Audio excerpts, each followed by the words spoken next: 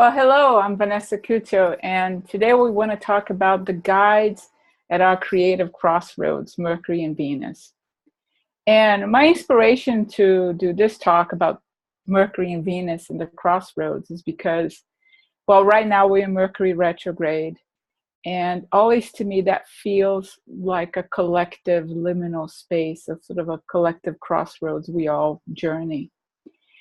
And in my own work and experience with astrology, I have often felt that I tend to look at the bigger players, Saturn and Jupiter and all the others, but sometimes I let go of Mercury and Venus, and they have much to say, much to help us actually navigate our own lives crossroads. And the reason I used also the word creative here is because I invite you to work with Mercury and Venus in your creative projects, if you're an artist or a writer, especially if you're a writer. But also I feel that the point we are living at this time in our history, in our culture, what's happening in the world, invites us to be, actually more demands us to be very creative and resourceful in ways that we haven't imagined. I often feel that it's like the Wizard of Oz. We're not in Kansas anymore. The train has left the station. So in my own personal work with astrology, I feel like I have to befriend Mercury even more, and Venus as well, to help me navigate my own changes, to help me create what I'm creating. But I also try to bring this message to my clients as well. So let's dive in a little bit into the story of Mercury and Venus.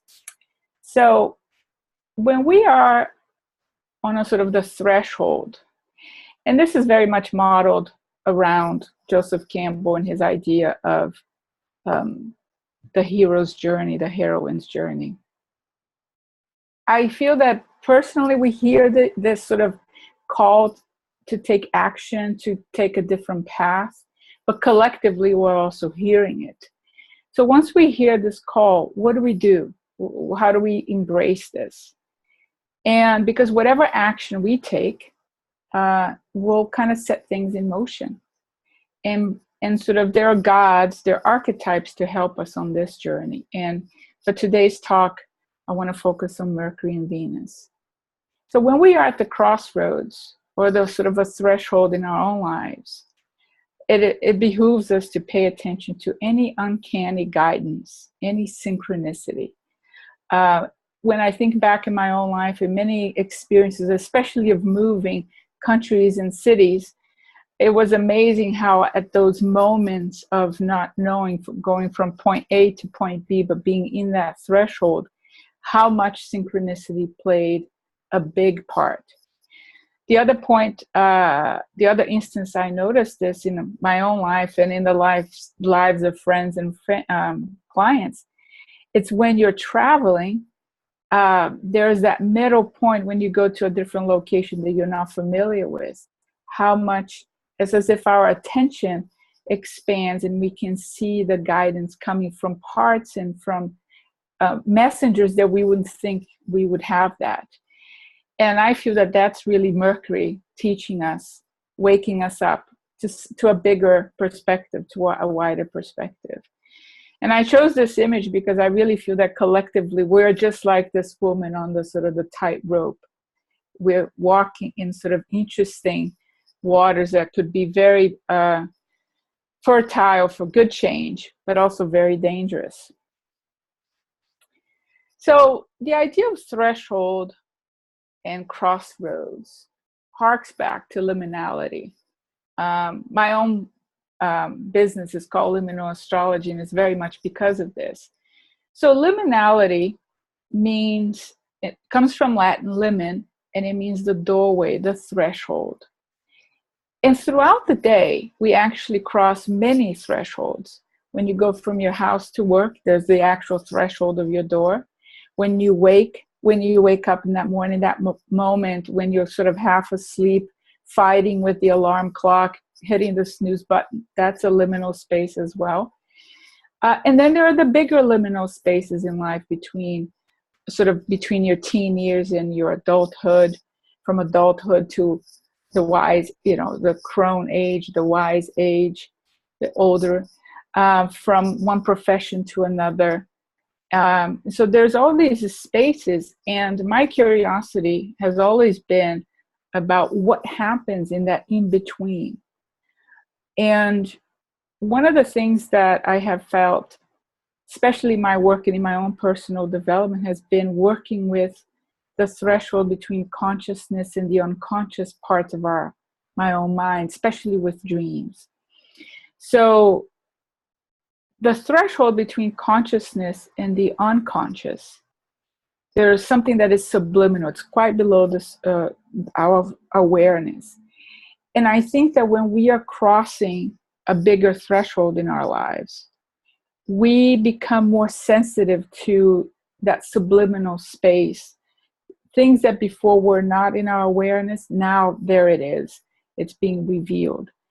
And I think that's the gift that Mercury and Venus bring to us when we're going through change. You know, often if you get a client and you may see sort of a pretty prominent Saturn transit, and we get really hooked on looking at Saturn, because Saturn also has to do with these big structural thresholds.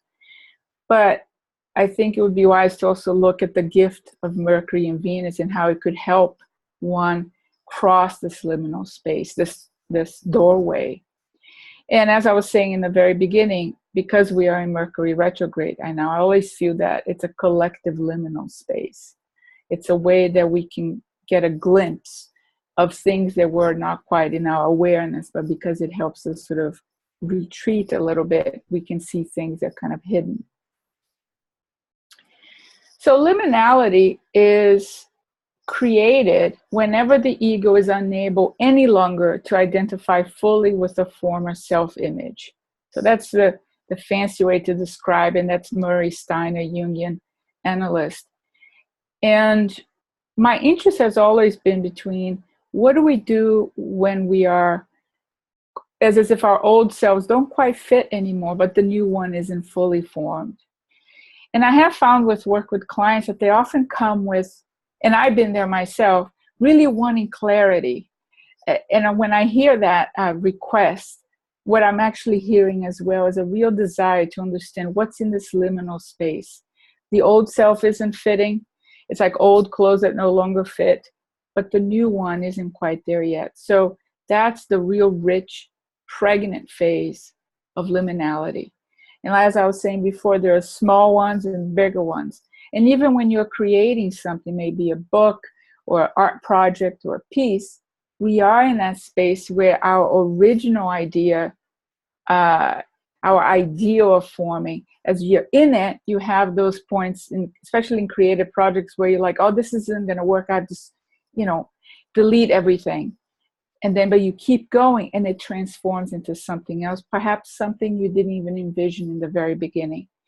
So I think this is the gift that Mercury and Venus brings to us when we're going through the liminal spaces, that our original idea gets transformed, especially if we pay attention to the messages. And then at the end, it becomes something else, perhaps even bigger than we originally envisioned. So it's a very pregnant place to be, although highly gives us a lot of anxiety. Anxiety is, I think, a huge piece of being in the liminal space. So throughout this presentation, I will often talk about Mercury, but I will refer to him as Hermes as well, which is his Greek, sort of personality. And he's a many-faceted god. I think of all the gods, at least in the Greek pantheon, he's done a bit of everything. He has many positions. And if I were to think of the Greek gods as sort of a corporation, I think Mercury is the one who has started in the mail room and went all the way up to being the sort of the personal assistant to the CEO, Zeus. So he's done it all. And in other mythologies, Celtic, Native American, he's also super flexible, very multifaceted. He changes all the time.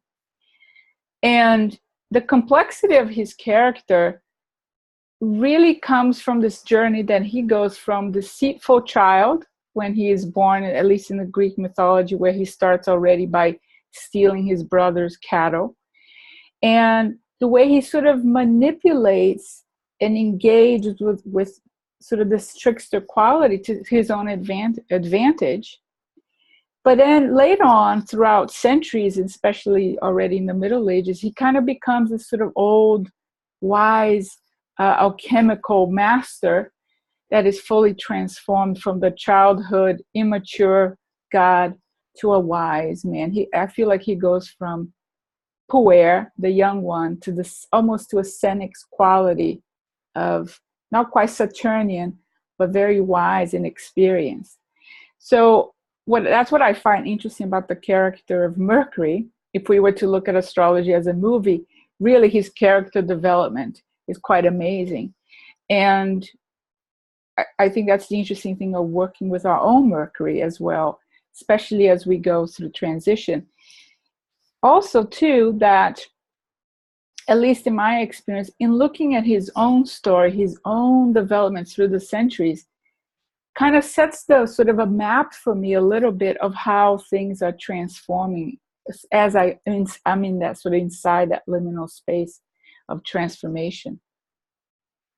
So Mercury, the messenger, right? We consider him the messenger. And I think that's why so many people of all the astrology stuff, they get so stuck with the Mercury retrograde. All of a sudden his sort of job as a messenger gets really pronounced, and we will blame everything on him when it shouldn't really be so. So in Greek mythology, Hermes, aka Mercury, is the son of Zeus with the cave nymph Maya. And she's a daughter of Atlas, who was a Titan, who holds up the heavens. And this is already an interesting piece because she's sort of reduced to a cave nymph. She's much more than that. But in any case, he's born in that sort of hidden spot. He's not born in the Mount Olympus being sort of crowned as one of the gods. He's almost like the illegitimate child born, pushed aside. But he's not having any of that. He really wants to rise up the ranks. And one of the facts, too, that he's born in the cave brings him a little bit closer to the mysteries of nature and the trees. And he already, in his very place of birth, he bridges the depths of the earth, the underworld, to the heavens. So he wants to sort of make his way up the chain, the corporate ladder of the gods. And he also will do anything. He's sort of a self-made god, going through the steps. And he starts by creating he steals the cattle from his brother Apollo, ensues a whole piece of drama where the brother comes in, and to the end that Zeus will be like, you're actually an interesting character. You've done all this, and you think he's going to be punished, but he isn't. Zeus ends up giving him the job of being his own messenger.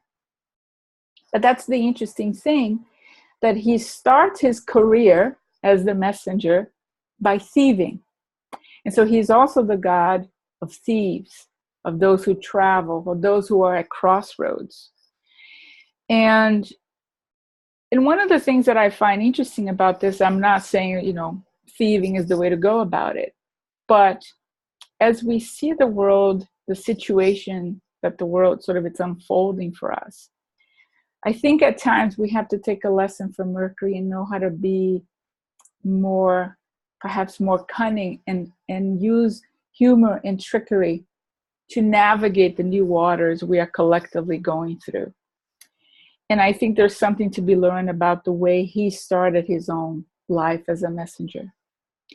The other element is that he makes the link between the divine and the humans. He creates a sort of a trade, commerce, and then he is the god of trade and commerce and merchants.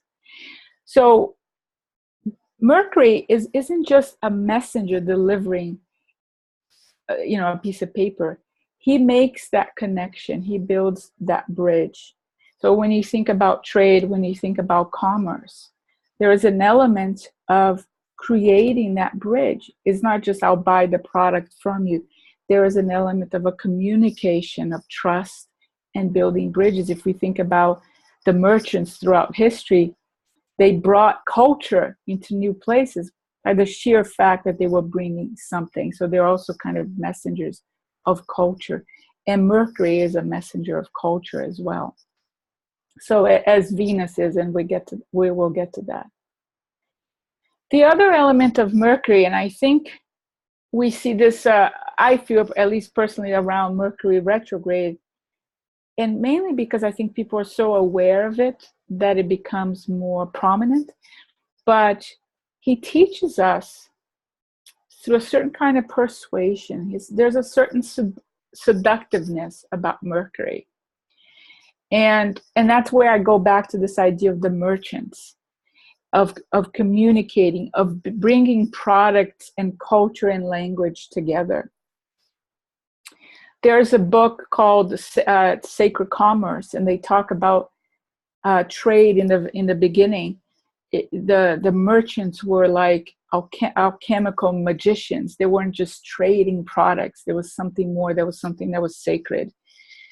And I think that's the gift as well of Mercury, and for us to sort of reconnect with that he doesn't just trick us, quote unquote, but there's a certain persuasion, a certain seduction. So when we hear the call to whatever is the adventure is in your life that will invite you into a liminal space, and if we see this quite well in movies and stories, there's always a certain kind of seduction, a persuasion to call someone in. And I think we should pay attention to that, see what it is, what took us down that path. The other thing about Mercury is that he brings change, sort of in a kind of a radical disruption of order that has been crystallized. So the way he was born in the cave, like a nobody, but he rises the ranks by doing, by sort of manipulating, by negotiating, by being smart, kind of a wise, street smart kind of God. But he doesn't tear down the structure. And I think that's a kind of a difference with Uranus. The archetype of Uranus is much more, when it comes through, it sort of hits you beside the head and let's tear it down, and something completely new comes. Mercury is that kind of change, I feel, that disrupts the order, especially something that's been kind of stuck, but it doesn't tear the whole thing down. And so he doesn't destroy it. He doesn't destroy the whole system. And I feel that that's the experience a lot of people have with Mercury retrograde. It's all these little things that happen that doesn't tear the whole thing down, but invites you to be flexible and nimble and rethink and pivot your position. So in liminal space, we are dealing with all of these things. What is seducing us? What's persuading us to see new possibilities? And again, he's Hermes. Mercury is the god of boundaries and of the traffic that goes over them, the pathway between over land and sea. Anything that there's this meeting point between one or the other, he's one of the guides as well. Personally, I see both Saturn and Mercury sort of at the doorway of any major threshold in life. He also represents a kind of consciousness that is about that transitional space and time. And that goes again to the idea that when we are in the thick of change in our own lives, consciously or unconsciously, that's when these little signals, these little messages, these uncanny events or synchronicities come up. And when we pay attention to them, they serve as guides, as sort of little crumbs on the road, on the path to guide us forward. And if Hermes had a residency, if he were to live in a place, I think he would live in liminal space. That's where he lives. And if we could describe our journey through any liminal space as a fairy tale, the minute we cross that threshold, we would find the home of Hermes. Now, that I'll leave it to you to imagine how that home would be. And again, so this liminal space is a territory, but it's not a place, a physical place. It might be, but it really isn't. one of the places that I think, to me, feel very liminal is an airport. People are coming and going. There's all this movement, but no one is actually staying there unless you have a really, unfortunately, a delay or a missed flight. But you don't stay. There's this transition. The airport invites this coming and going. And to me, that is an embodiment of liminal space with Mercury.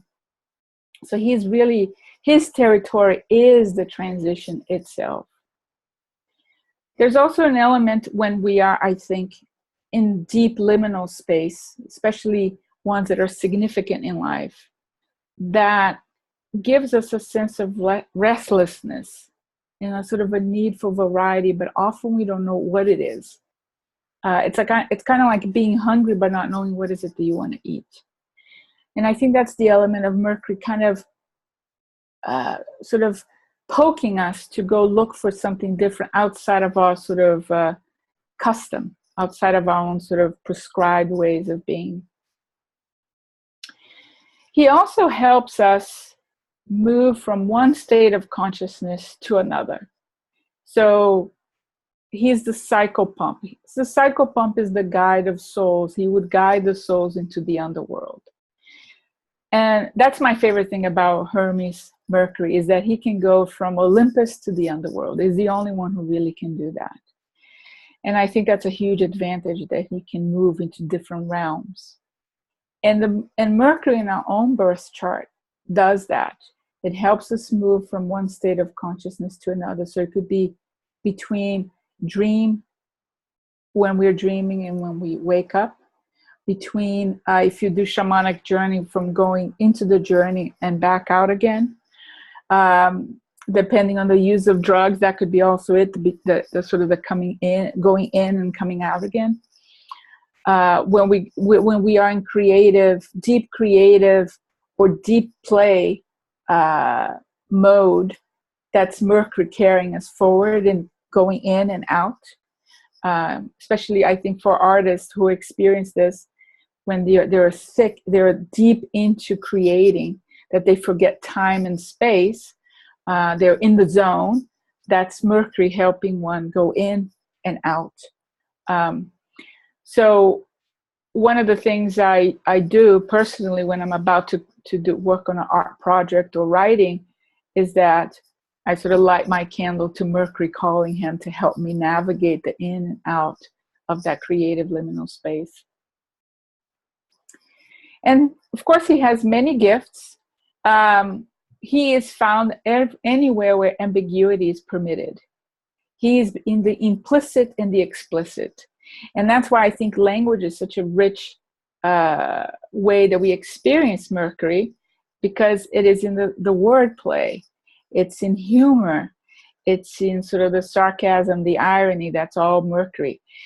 What is interesting to me is, just on a side note, is that often in all the sort of, when political powers become tyrannical or dictatorship takes over, one of the first things they will do is destroy the books, knowledge, and they will go after the comedians. They will go after humor, because ambiguity invites a different way of thinking. And so Mercury is, I think, hunted down when society and culture goes sort of fundamentalist, kind of losing. Fundamentalism is the lack of imagination, the suffering of a lack of imagination. And Mercury is the first one to go out the door. But as we know, he has tricks up his bag and he comes back. He's also, I think, more interested in symbols than just facts, the cold facts. He will work with facts, but I think symbolic language is sort of his first mother tongue. And his kind of intelligence, and we can see this in the chart, is the combination of the left and right brain, between intuition and logic. It works together. It's not just analytical stuff.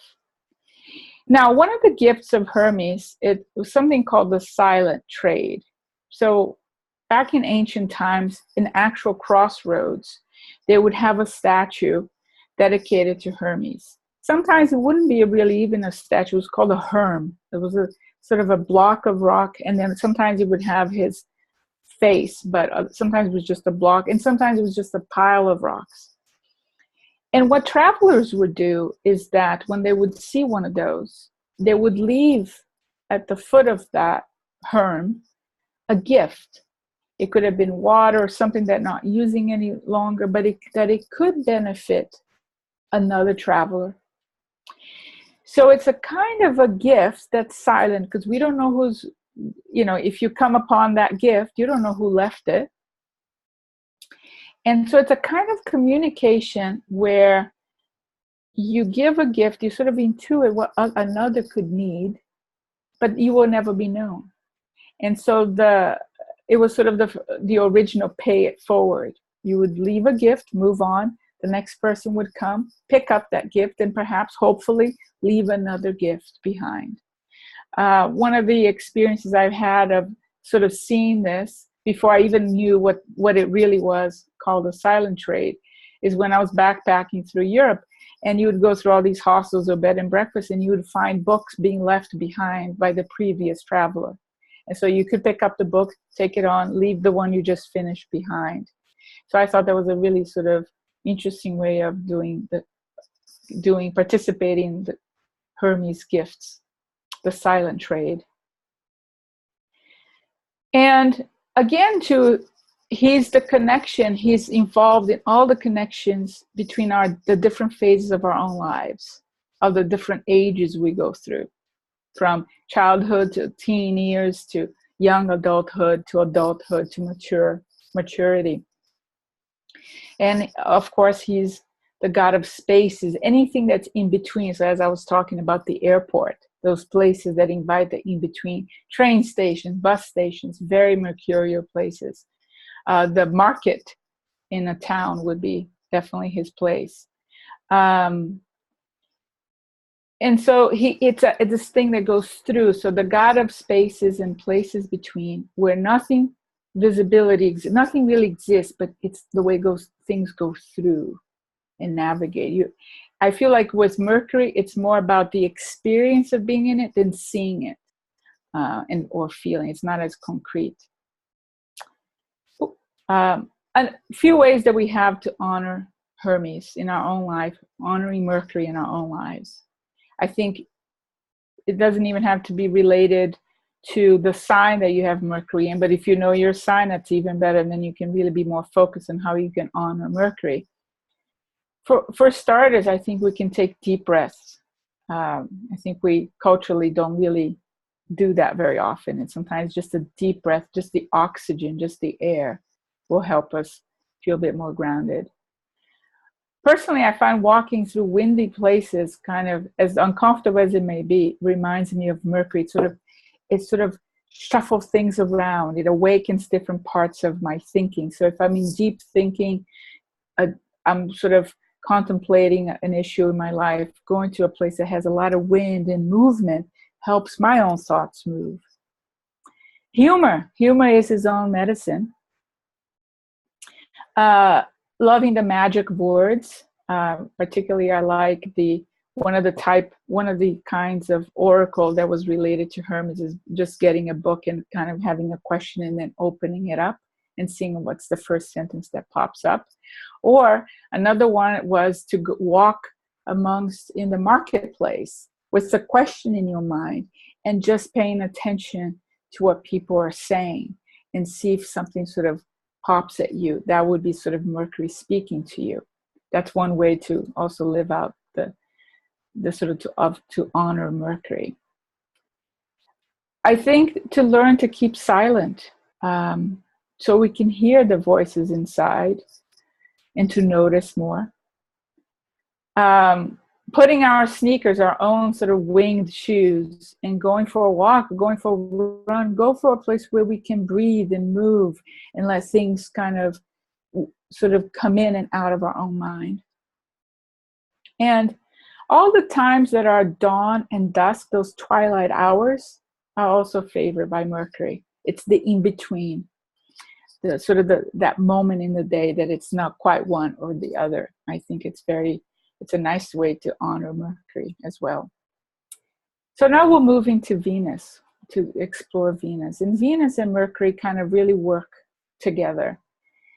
So while Mercury is the messenger between realms, different realms, consciousness, places, Venus sort of bridges the extremes between dynamic opposites. So it's nature and culture, body and spirit, the sky and the ocean. She was born in the ocean. Me and the other, that relational place between anybody, not just romantically, but how we relate to the other. And her force, her strength is subtle. It's about making unions possible. So these unions might be brief, might be enduring, might be even unlikely, but there's the work. That's the work of Venus. It reminds me a little bit of that. I think it's a calendar, it's a book, but you often see pictures of unlikely friendships between animals, right? The cat and the horse, the dog and the fox. So these things always remind me of Venus. That's Venus working there, putting things together in a way that you think, oh, I wouldn't think they would go together, but she's bridging these dynamic opposites. So she's our other liminal guide. She's very, in some ways, she's similar to Mercury because she's comfortable at border times. So it's the margins. It's between. It's neither day nor night. So she's also in favor of dusk and dawn, those in-between moments. Or when you are at the beach, when you're sort of in the water but in the sand, just like in the picture, she's sort of in between. She's in both. So sunrise and sunset are also her preferred times of the day. So that's a good way to honor her. When the day is joining the night, or the night is joining the day, again, sort of the union of the opposites. And she, much like Mercury, she's in sort of this in-between place. But I think she brings in the aspect of emotionality to being in the liminal space. So when we are going through a huge liminal phase in our lives where there's a lot of change going on, Venus brings in the emotional quality to that change. And so that's when we have to observe how our moods, the emotions we're having, how can they guide us forward. And her own presence announces change and transformation. There's a certain kind of awakening. I think that's the energy of love. When beauty and love kind of come knocking on our door, we better know we're going to be transformed. There's no control anymore. We're going in. There's no way to say no to that call. So I think when Venus shows up in our lives, we just might as well go sort of with graciousness towards this change, because it's a certain kind of awakening that will deepen and expand our sense of place in the world and in life. We often see Venus in paintings of Venus where she's looking in the mirror. And it has to do with this idea of relationship. She's admiring herself, how beautiful she is, but there's also this quality of the mirroring that we experience in relationships. So when we fall in love or when we engage in a relationship, it could be with work, it could be with art, it could be with a place, it could be with another person. It doesn't have to be romantic. There is a sense that place, that work, that person is mirroring something back to us. And that's the gift of Venus, I think, of helping us see us more fully. So she teaches us about the flow of energy, sort of the right mixture between distance and proximity. She invites, but she sort of keeps it. It's like she's looking in the mirror. You're not in the mirror, but there's a sense of a separation, but also a connection. Venus, or Aphrodite for Greek mythology, she dislikes haste, nothing rushed. She wants to savor things. She teaches us about refinement and artistic subtleties. Anything, she does, it's sort of something that's crass is not for her, because remember, she's here to teach us about culture and take us away from sort of our unconscious sort of animal nature, but into sort of human, becoming more fully human. So there's a sense of refining us. So often you will see also in paintings where there's a lot of luxury items. And I think that the luxury items we see around Venus isn't just so much that she likes expensive shoes or clothes. It is about the refinement of culture. Another way that I think Venus, in our culture, we have a very distorted relationship with her. And one of the ways we have collectively, I feel in many ways, lost touch with her is through ugliness in our environment, in our own sense of self. Sometimes, people not taking care of themselves, not looking after themselves, or being so overworked and stressed that they can't enjoy the body. And even in our minds, the way we rush into relationships, the way we make connections that are just very often superficial, but there's not a real connection. I think Venus doesn't like that. And if you think about the topic of ugliness, however you have Venus in your chart, look at your own relationship with beauty and ugliness. Because if we think about cities or inner cities or places that are, especially urban spaces that are ugly, polluted, kind of run down, there's an increase in violence.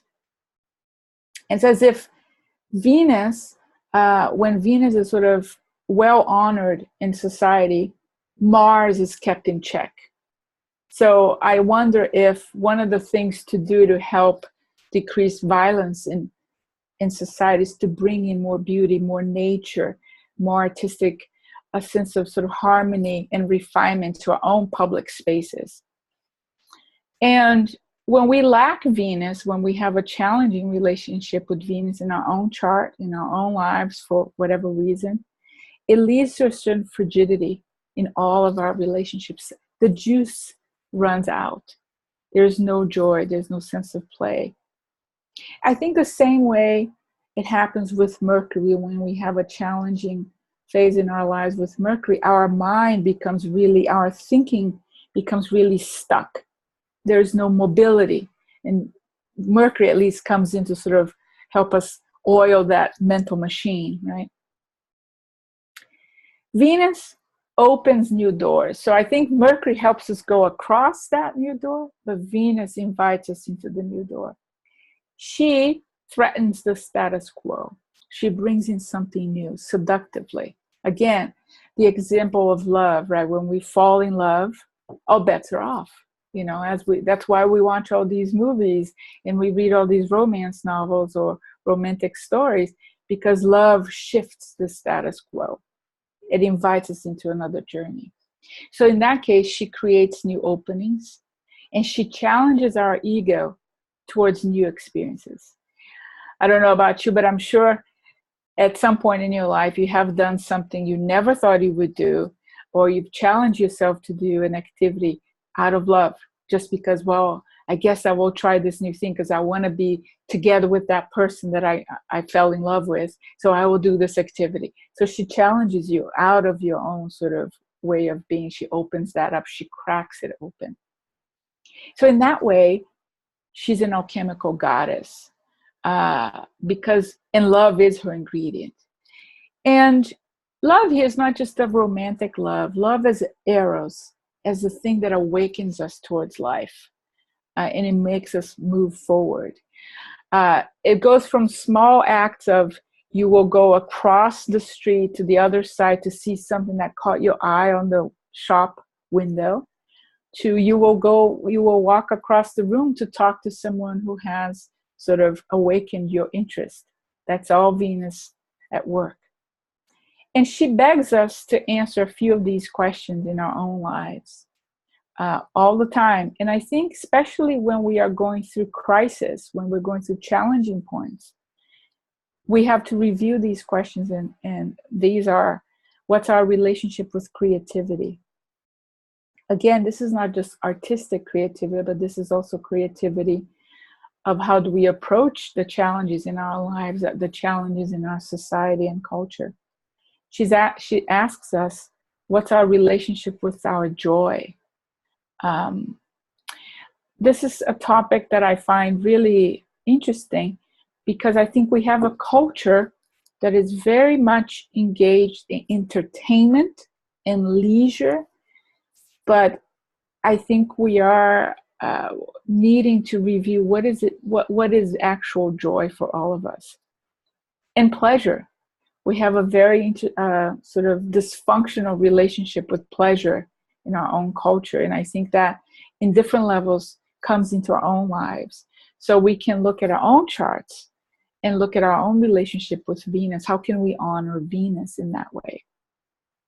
So my personal take on that is that I will take Fridays as my sort of Venus day, a day for me to do Venusian things. So anyway, to honor Venus. So for me personally, I take Friday as a day to see my friends, meet new friends, do things that I enjoy. But also another way is to make things beautiful. Make things beautiful in your own environment, even if it's your own little cubby at work, you know, your desk. How can you make that beautiful?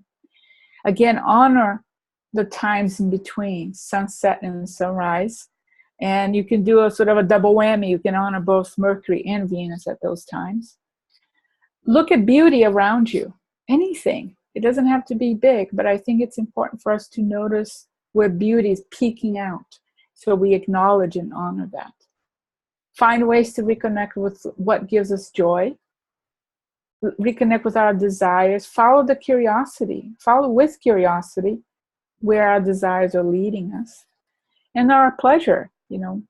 Be sort of, I feel like, let's take a sort of anthropological take and approach to our own desires and pleasures. Let's go with that sort of curiosity in mind.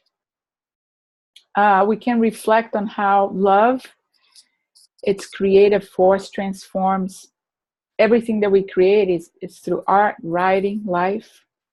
When Venus is not honored, she sort of she comes us via sort of depression or gossiping, sort of meaningless relationships. We sort of become jaded with others, and we can snap, much like copper does, that's her metal, when it's under a lot of pressure. So especially when we're going through stressful change and crossroads, we have to find ways to honor Venus as a way of self-care, actually, so we don't snap under that pressure as well. And the other element, especially when it comes to relationships, and that's probably a topic for a whole other presentation when it comes to one-on-one intimate relationships, is that unless you have established yourself as an individual, and Venus is here to help us do that, when we get to really know what we enjoy, what we like, what gives us pleasure, we cannot really properly operate in our own lives. So you have to express yourself, be what you really are, before you can truly love and be loved. So you have to know yourself. You have to stand on your own. I think Venus really teaches us that. And so, because when love comes, and it comes through the sort of true self-expression, we must be ourselves in that relationship. And we see so many relationships where one person gets sort of slightly erased and sort of gets sort of enveloped by the other. That's not a true Venusian relationship. Any relationship that really causes people to become more fully who they are, fully realized, that is a true Venusian relationship. Because she's not about the true sort of merge, I lose myself in you. It's about, remember the mirror. It's about I see you and you see me, and through your eyes I see other parts of me as well. You will help me sort of express that in life. That's the real creative power of Venus in any sort of relationship, be it work, with people as well.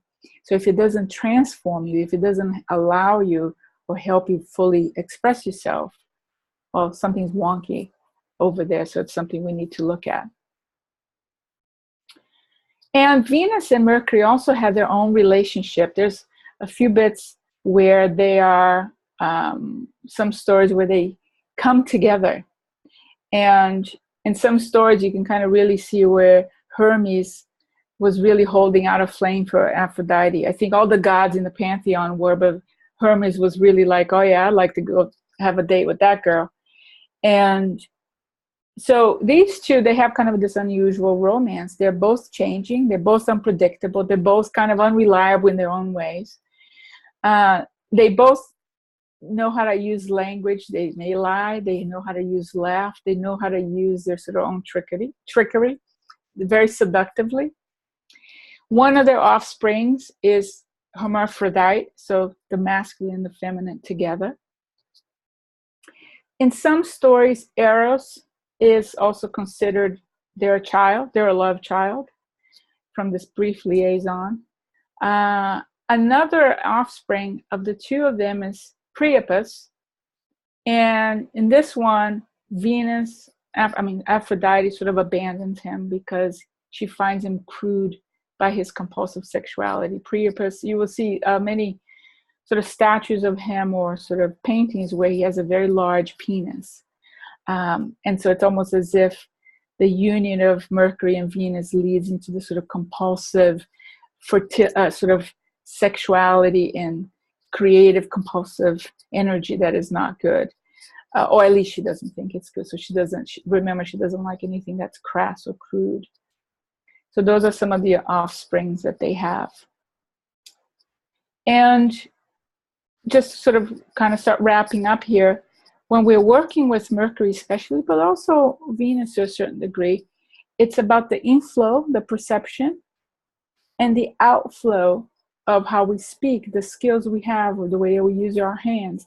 It's a form of intelligence.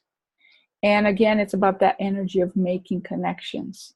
Mercury helps us make these connections between the inflow and the outflow, right? We gather data, we gather information, it gets integrated, it gets digested, and then it comes out through the way we speak, through the skills we have, the way we even use our hands. And Venus is related to creation because creation is the act of combining separate elements to form a more nearly perfect whole, often revealing the facets that were not apparent when the entities were separate. So remember, she combines things that don't seem that they go together, but she brings it together. And when they come together, something else comes, right? So think about that even in relationships. Our partner in relationships or our very close friend brings something out of us that when we are together, it's a bigger thing, right? It's a bigger facet of us that even comes out. And when we are moving through liminal space thresholds, we have to pay attention to sort of we want a map. We are traversing these creative, pregnant phases in life, and we want a sort of a map. And I think it's important for us to do this inner work and help our clients do this too, is to review how the archetype, Venus or Mercury, may be stuck, in a phase. And we have to help it sort of move onwards. So when we understand how these planetary archetypes reveal themselves in our lives, it indicates where we need to develop or rediscover skills to help us move through our liminal spaces. And so as astrologers, we get to walk this fine line between helping the client see how the archetype works in their chart, so we can dive deep into exploring with them what their Venus really is talking about, what their Mercury is talking about. But also we need to leave some room for them to engage with that archetype in their own way, to help them find their own expression, their own communication with their archetypes. How are they going to honor their archetype? How are they going to bring it into their own lives? So that's the fine line we walk as between as astrologers. But in our own ways, I feel that depending on the transits we're having, what's happening in our lives, we have to pay attention to the sort of the way Mercury and Venus are also showing up. Like I was saying in the beginning, I often sort of get a little attached to the bigger transits, forgetting that Venus and Mercury are here to help us, or help me, help us to journey through these changes.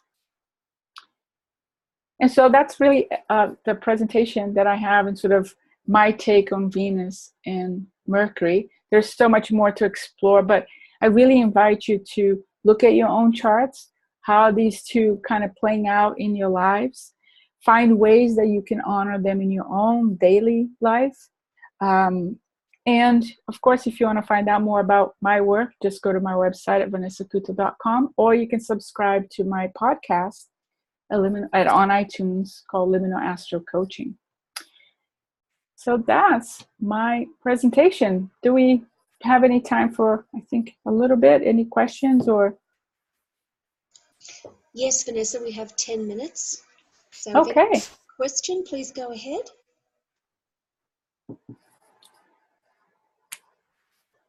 Vanessa, the transiting, hi.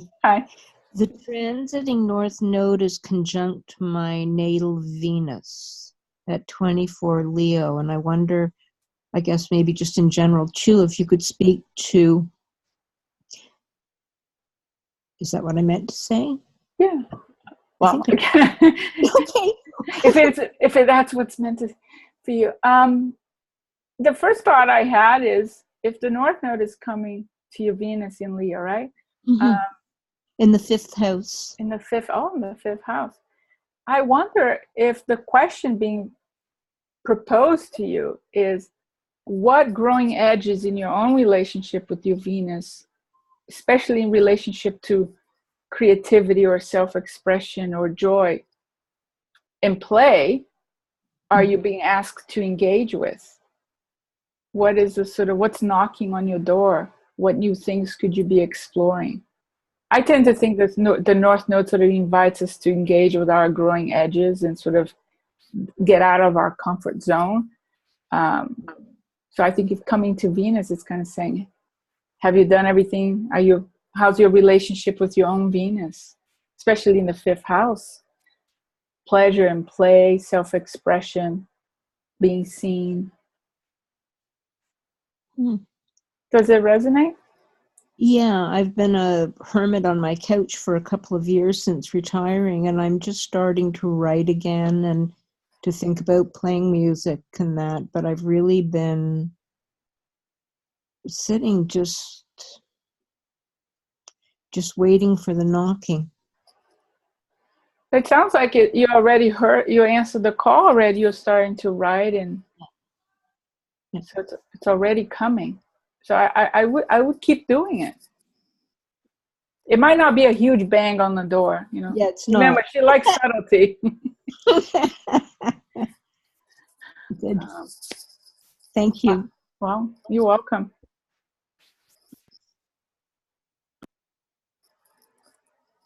Hi, Vanessa. Hi. I have a question on having both of these planets retrograde. What are your thoughts on the natal retrograde of Mercury and Venus? Oh, interesting.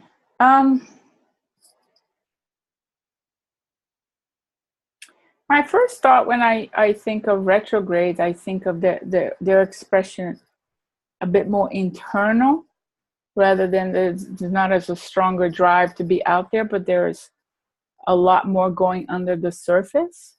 What sign are they in? I only have Mercury retrograde, but I was just wondering too, what were your thoughts on Venus retrograde? Oh, okay. Mine is Pisces for Mercury. For Mercury, and Venus is in, but she's not retrograde natally. No, she's not. I just wanted to know what your thoughts were, on those planets being retrograde generally. Generally. Yeah, I find the relationship is more internal. There's sort of deeper waters running through than originally we think. Sometimes I think with Mercury retrograde, my experience, and I have friends say this too, is as if the way they express is so much more they could be saying, but there's a bit of a challenge expressing that, all of it coming out. There's a lot more that could be said, but also when they do communicate and share, it's much more incisive in a way. It's much more powerful. It packs a punch. That's one of the expressions I have seen and heard from friends as well who have Mercury retrograde. Is that your experience as well? That's what I've been told, and yeah, I do have a hard time saying what I want to say, especially when it's like in the moment. Now, once the moment has passed, then it's like, oh darn, I could have said this. I wanted to say that. I wanted to say that. I wanted to say that. But then when it's time to say it, it's like, okay, where did it go? It just goes poof. Poof, yeah. Yeah, that's how I have heard it being expressed. But I think it's a little bit like driving a stick shift. You know, you always, if you're kind of uncomfortable with the stick shift, you have to remember to change gears. I think sometimes with Mercury retrograde, it's like, oh, I get that. So I need to sort of give it an extra focus and boost to get it done. So especially if, like you said, somebody says something and in the moment the words escape you, is, you know, I think to be aware helps that time between knowing what to say and not saying anything gets reduced. I think we need to exercise a different kind of muscle with that. That's sort of my take on that. So that's interesting that you would use that analogy. Yeah. Thank you. You're welcome. I had a hard time learning how to drive a stick shift, and that's how I felt. That was my own experience. Yes, hello. I really like what you say about the Venus, that it's not just about I see you and you see me, but I see myself in another way. Yeah. Can you explore it a little bit more?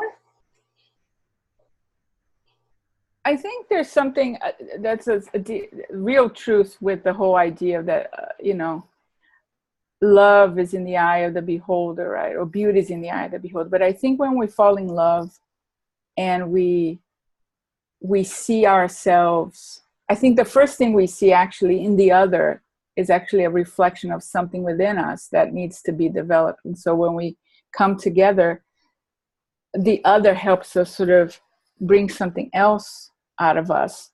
And also in relationship, we often see other parts of ourselves, especially the blind spots that we have. It all comes together. So I think there's a lot of mirroring that comes with Venus, both good and bad, but I mean, negative and positive, challenging, but she helps us sort of engage, see the other. We're seeing ourselves in the other, and hopefully as a way to sort of claim back our own inner gold. Some of our own stuff comes back to us. The other inspires us to exercise different parts of ourselves. Kind of hope I explained that a little. It's a deeper topic, but if you want to share your question in the comments, we can continue the conversation in the Facebook group. Thank you. I really like that. You're welcome. How are we doing on time? 1 minute left. 1 minute, okay. Any final comments or questions? I loved the whole talk, Vanessa. I love all your work, honestly, so much. And I've learned incredible depths today. I especially love the Mercury being in that liminal space. It really helps to really understand and get to the nitty gritty of what Mercury is all about. Oh, thank you. Thank you. I do like Mercury. He's my best bud. I like him even more now. Oh, that's good. That's good. So now this is great. Great to hear. Wonderful work. Thank you, Vanessa. Thank you. Okay, Vanessa, thank you so much for a beautiful presentation. Would you all please thank Vanessa Couto? Thank you. Thanks, Vanessa. Excellent. Excellent presentation. Thank you. Great. Thank you. Thank Thank Oh. you. You're welcome.